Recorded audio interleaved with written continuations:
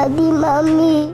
Pero kahit love niya tayo, bad pa rin yung ginawa niya sa akin. Eh di huwag niyo na lang po alalahanin yun, Mommy. Kalimutan niyo na lang po. Di po ba forgive is to forget? Melissa, Marami akong mga tanong, Felix.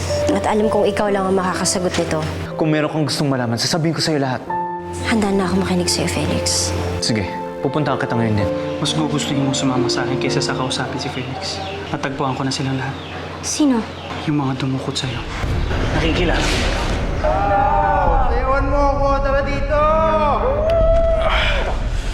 Nakikilala ka? Yan, gumiling ka. Ganun, oh. Sexy! Oo, Roberto. Nakikilala ko na sila. Sila yung mga dumukot sa akin ng gabing yun.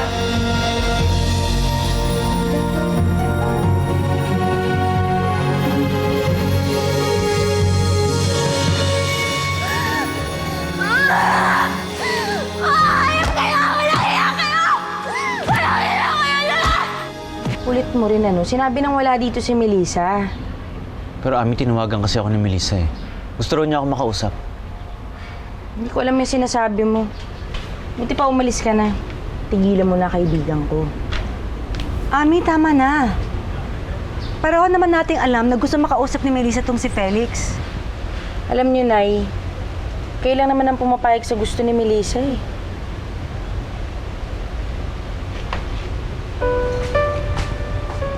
Daddy?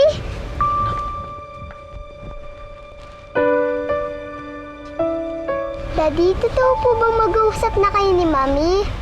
Oo, anak. Kaso lang wala yung mami mo ngayon, umalis yata. Baka lumabas lang yung sandali. Ang pagkakaalam ko, kanina ka pa niya hinihintay. Mabuti pa tawagan mo na lang siya.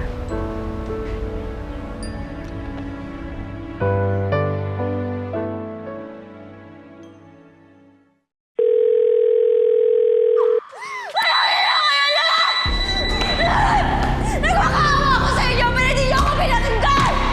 Wala kaya kayo! Wala kayo!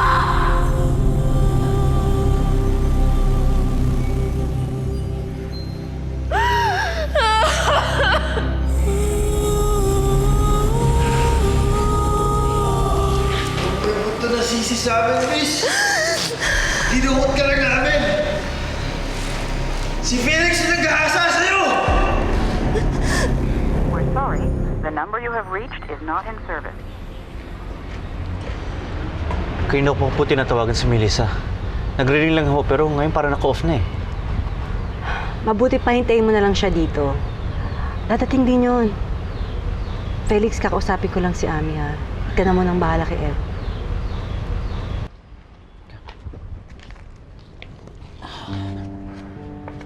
Daddy, sana po huwag na kayo mag-aaway ni Mommy. Yun din ang gusto ko, anak eh. Ayoko po kasi nag-aaway kayo. Tsaka kayo naman po talaga ang totoong daddy ko. Kaya pag nagkabati kayo ni Mommy, totoong family na po talaga tayo. Eh, totoong family naman talaga tayo, di ba? Di ba?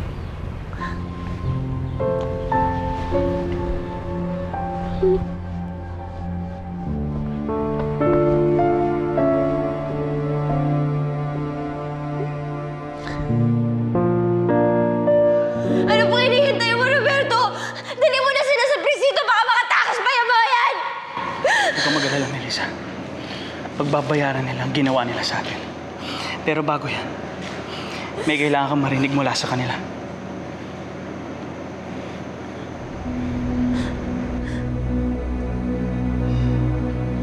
Wala na ako kailangan malaman, Roberto. Alam ko na sila yun, kilala ko na sila. Sila yung mga dumukot sa akin. Sila nga yung dumukot sa'yo. Pero hindi sila ang nagplano nito. Hoy! Hoy! Hoy! Hoy! Kayong tatlo! Kayong tatlo! Magsimula na kayong kumanta. Ikwento nyo kay Melissa yung totoong nangyari nung gabi yun. Sige na! Ikwento na yung nangyari nung gabi yun. Ikwento na yung nangyari nung gabi yun! Ha?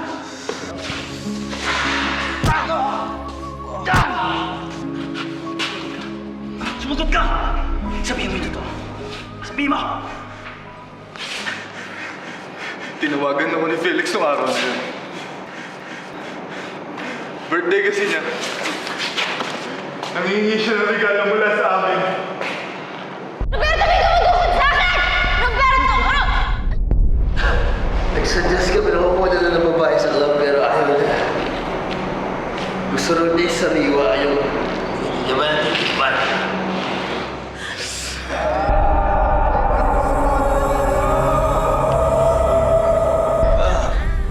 Ikinikwento niya sa amin tungkol sa'yo.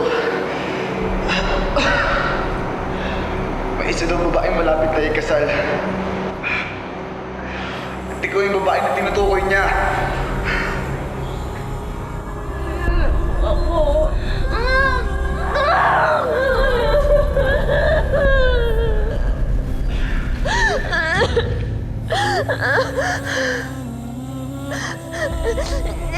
Hindi yung totoo! Hindi totoo sinasabi nila! Hindi yung totoo! Kailangan mo malaman ng totoo. Felix ang nagplano ng lahat. Saan ka namin dadalhin? Paano ka namin i-dispatch sa pagkataas ko ng pagsawaan?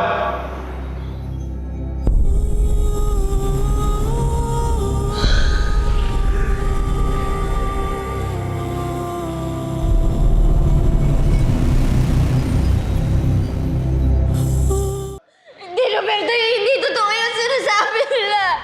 Hindi yan totoo! Birthday ko ng gabing yun. Tumawag sa akin si Brian. Sinabi niya may regalo daw siya sa akin. Hindi ko naman alam kung ano. Hindi ko alam na dinukot ka lang pala nila. May pininom sila sa akin na kung ano-ano. Kaya wala na akong maalala nung gabing yun. Kaya hindi ko alam na nagawa ko yung ganong klaseng bagay sa'yo. Puro pa at sugat na ang mukha namin dito. Lulukohin ka ba namin? Si Felix. Si Felix na nagpadukot sa'yo, Melissa. Matagal ka na daw niya kasi gusto. Kaso nga lang, kakasal ka na. Kaya hindi na siya makasingit pa. Hindi yung totoo! Hindi yung totoo, Roberto! Ilang beses na ako niligtas ni Felix! Mahal ako ni Felix at pinakasalan mo niya ako! Melissa, hindi ka ba nakikinig, Melissa? Melissa, hindi ka ba nakikinig sa kanila? Lahat ng ginawa ni Felix, lahat ng mga nangyari, ginawa lang na yun. Dahil gusto kanyang agawin sa akin. Melissa, gusto niya sirain ang pagsasama natin dahil gusto kanyang masoli. Hindi yung totoo! Hindi! Melissa! Melissa! What? Roberto killed a man? Masabang tao na pati ni Roberto. Serial rapist. At marami na rin napatay. Pero huwag kang mag-alala. Sarado na ang kaso sa pulisya. And how can you say that? Nakapatay ng tao ang anak ko nang dahil sa Melissa na yan? Of course I'm worried. Kung nagawa man ni Roberto yon, he admitted to me na nagkamali siya at pinagsisisihan niya yon. Obsessed ang anak natin kay Melissa. And we have to stop this. He's doing nothing but to help Melissa.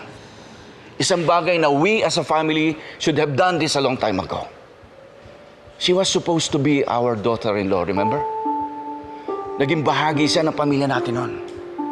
I never liked that woman. At alam na alam mo yun. Accept her or not, naging girlfriend siya ng anak natin. Kinailangan niya tulong natin pero tinalikuran lang natin siya. We should be ashamed for what we did.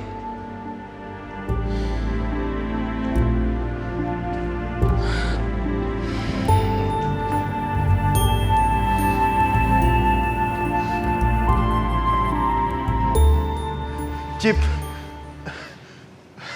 nagawa na namin yung inuutos ng boss nyo. Binaligtad na namin si Felix kay Melissa.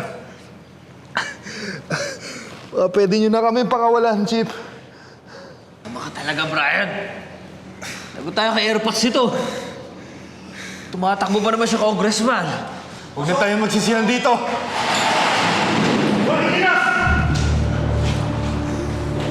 Dali na mga yan.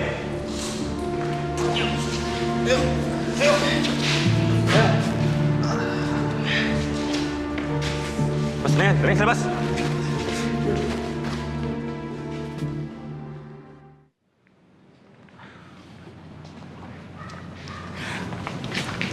Misa, saan ka galing? Kanina pa kita inaantay. Bakit kasama mo si Roberto? Saan kayo nagpunta? Manluloko ka, Felix? Hayop ka! Melissa, hindi ko alam sinasabi mo. Nagtapat na sa akin mga kaibigan mo, Felix. Kaya pala noon mo pa ako sinusundan. Kasi ikaw may pakana na lahat. Oh, hayop ka talaga!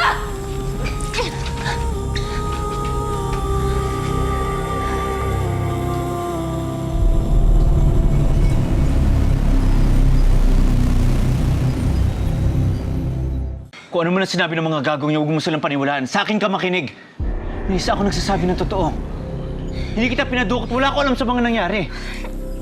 Sumana ako sa mga paliwanag mo, Felix! Please! Melissa, makinig ka sa akin. Melissa, makinig sa akin. Hindi ka ba, pare? Di ba pinapalis ka na niya? Huwag kang makialam dito, ha? Bilang na mga araw mo, tarantado ka. Kung ako sa'yo, ha? Ako mismo susuko sa mga polis. Melissa. Felix, umalis ka na sa harapan ko. Lumayas ka na! Hindi kita kailangan! Please, lumayas ka na!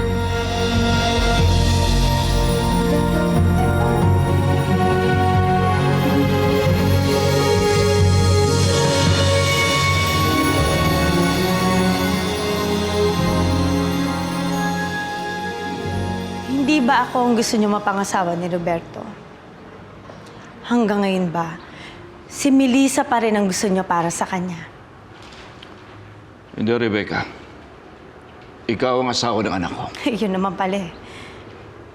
Bakit parang gusto niyong tulungan si Roberto sa mga ginagawa niya para kay Melissa? May pagkukulang kami kay Melissa noon. Sana maintindihan mo yon. Hindi pa. Hindi ko naiintindihan yon.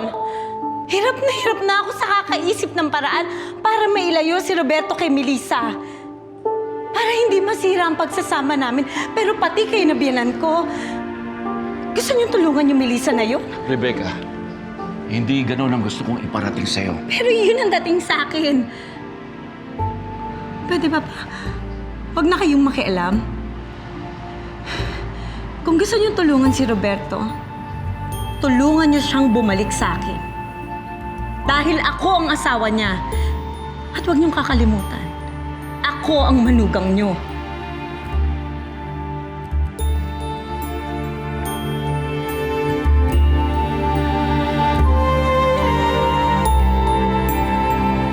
Kanina lang nang umalis ka ng bahay, masayang-masaya ka. Dahil binigyan ka ng chance ni Melissa makapag-usap kayo. What happened?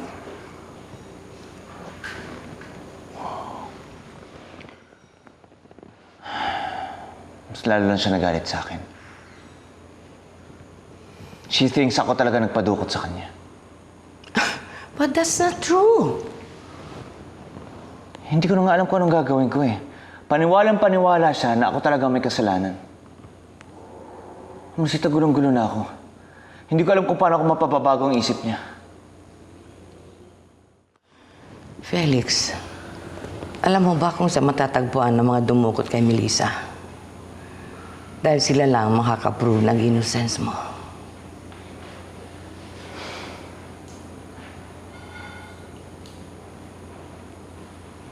Sila nagturo sa akin. And Melissa got to them first. Ang hindi ko alam kung bakit nila ako binabaliktad. Masita, wala akong kalaban-laban.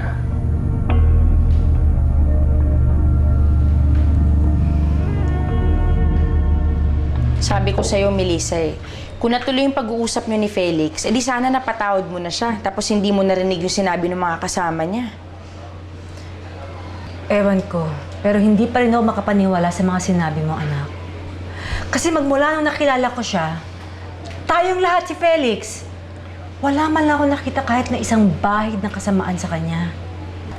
Kasi nga, Nay Amor, magaling na artista yung manugang niyong hilaw. Lahat tayo, niloko niya. Lahat ng kabaitang na ipakita niya sa amin. Pati yung pagmamahal niya sa amin ni Eva, lahat yun kasi nungalingan lang. Siguro naman ngayon, Mare, may desisyon ka na tungkol kay Felix. Buo na ang desisyon ko, Ami. Magsasampa ako ng kaso kay Felix. At hindi ako titigil hanggat hindi ko siya nakikita nabubulok sa kulungan.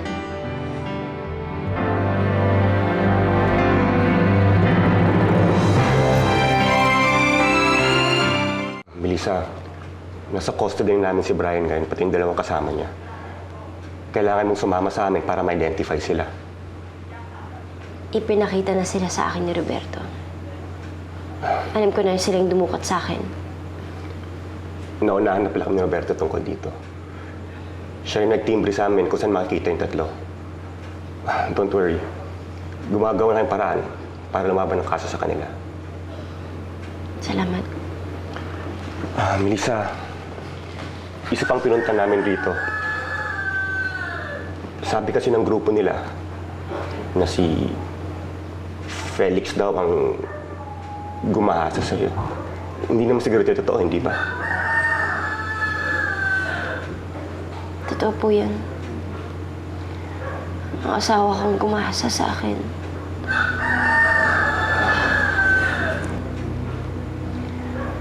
Nung pumunta ako sa bahay ng asawa mo, ang sabi niya, nagkatalo daw kayo. Alam mo, Melissa, kung may galit ka sa asawa mo, hindi ito magandang paraan para makaganti sa kanya.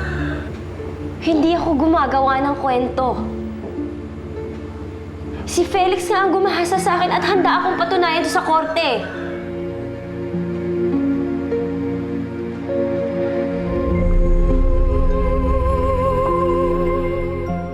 Akala ko po ba kakausapin niya na si Daddy? Bakit sabi ni Ninang Ami, ipapakulong niya na daw po siya?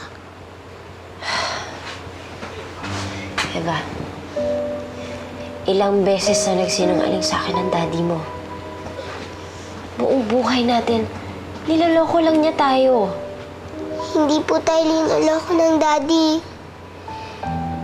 Mabait po siya, Mami. Eva, nagkukunwari lang siyang mabait. Pero ang totoo, ubod siya ng sama. At hindi niya tayo titigilan, anak, hanggat hindi ko siya napapakulong. Kaya kailangan ko siya ipahuli sa mga pulis. Pero kung pag nangyari yun, mawawala na ako ng Daddy.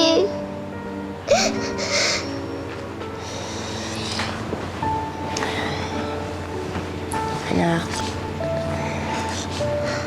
hindi natin kailangan ng daddy mo sa buhay natin. Yun ang tandaan mo, ha?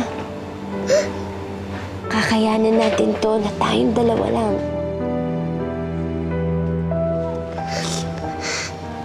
Sige na, pahinga ka na.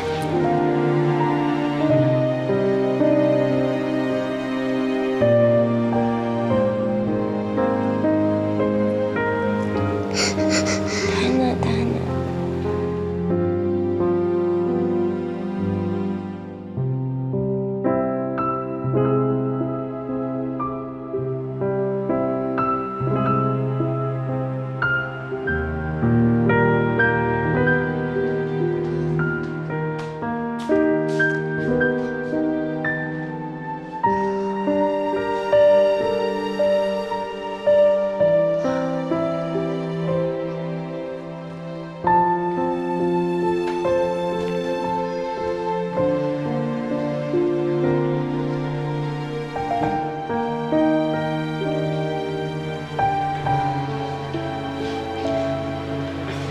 Anak,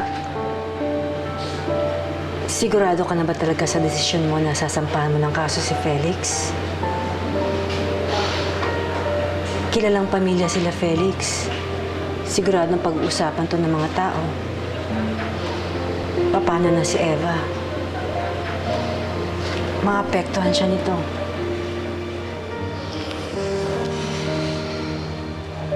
Ilalayo ko siya na yun. Dadalhin ko siya sa lugar na wala nakakakilala sa kanya.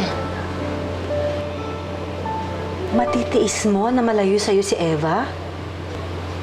Inay, gagawin ko naman yun para sa kanya eh.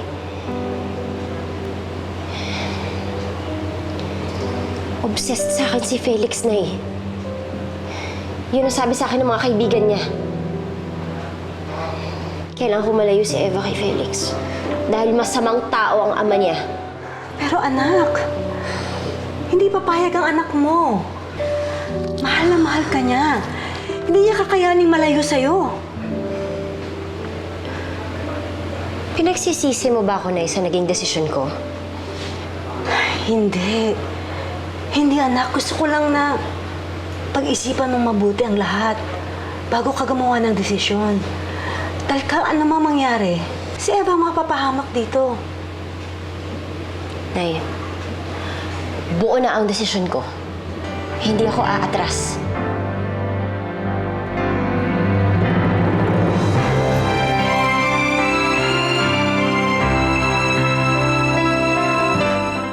Felix, I don't think madadaan mo pa sa pakiusap si Melissa.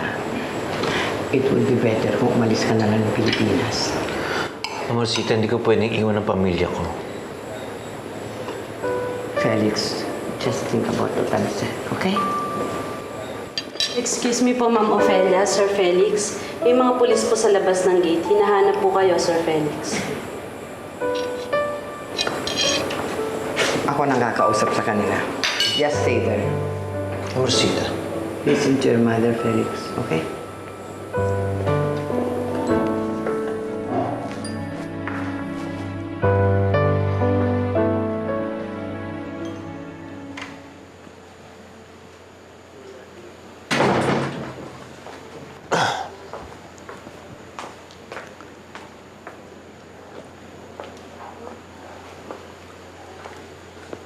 What can I do for you, Lieutenant? Imbitahan po sana namin si Felix sa presinto, madam. May mga konting itatanong po kami sa kanya. Well, Felix is not here. At saka malalim na ang gabi. Bumalik na lang kayo bukas pag may araw na at hindi kayo nakaka-istorbo. Pero sabi po ng mga katulong niyo at ng guardian niyo po na nandiyan po si Felix sa loob. Duling lang siguro ang katulong ko. Hayaan niyo doon pa-check up ko ang mata niya. Madam, huwag na po tayo maglokohan dito. Alam po namin na nandiyan po si Felix sa loob at tinatago niyo po siya sa amin. Fine. Let's make this straight. Alam ko rin na hindi kayo nagpunta dito para kausapin lang ang pamangkin ko.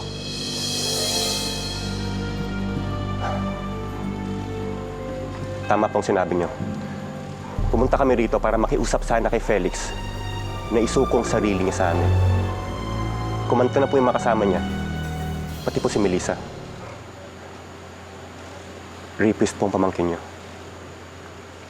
Felix is not the rapist.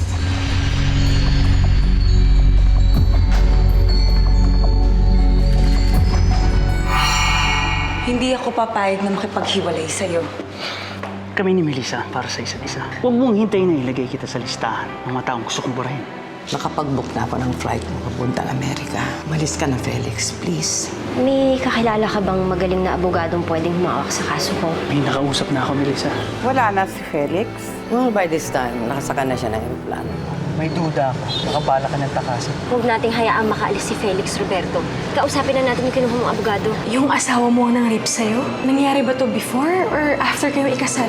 Bago po kami ikasal. Well, I'm so sorry to say this, Mrs. Rastro. Pero ayon sa batas natin, hindi mo siya pwedeng kasuhan ng rape.